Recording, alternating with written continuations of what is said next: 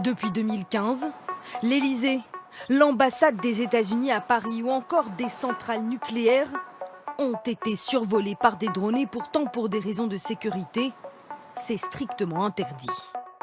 Quelle est la réglementation concernant ces engins? Depuis juillet dernier, les drones de plus de 800 grammes doivent obligatoirement être déclarés et avoir des signaux sonores et lumineux comme celui-ci. Les drones n'ont pas le droit de voler à plus de 150 mètres de hauteur. Interdit aussi de piloter la nuit et dans un espace public en ville.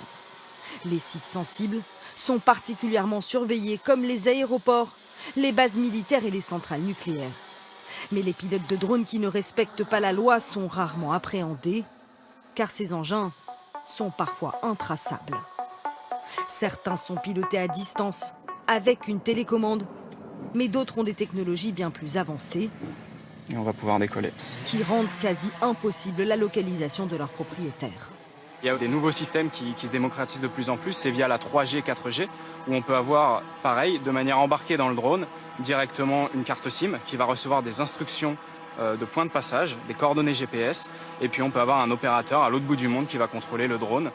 De quels outils anti-drones disposons-nous? Ces dernières années, de nombreux systèmes de neutralisation ont été inventés, ces brouilleurs électromagnétiques par exemple. Ils permettent effectivement de leurrer le drone et de l'amener soit à rentrer à sa base, soit à se poser. Toujours est-il que pour brouiller, il faut connaître la fréquence que vous allez réellement brouiller. D'autres utilisent des filets anti-drones ou encore des aigles chasseurs capables d'attraper rapidement ces engins en plein vol.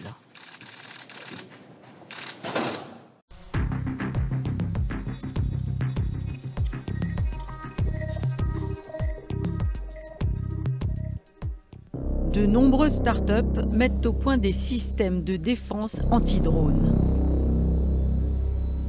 Cet appareil permet de désactiver le drone malveillant. Prisons, airports, governments are all looking for counter-drone technology. But the really key emerging markets now are high net worths and people who really want to protect their privacy. Deuxième technique, un dispositif de brouillage, comme un bouclier. La zone devient impénétrable. Cet été, un drone a été neutralisé en vol à proximité du fort de Brégançon où le couple présidentiel a passé ses vacances. Il est tombé à l'eau.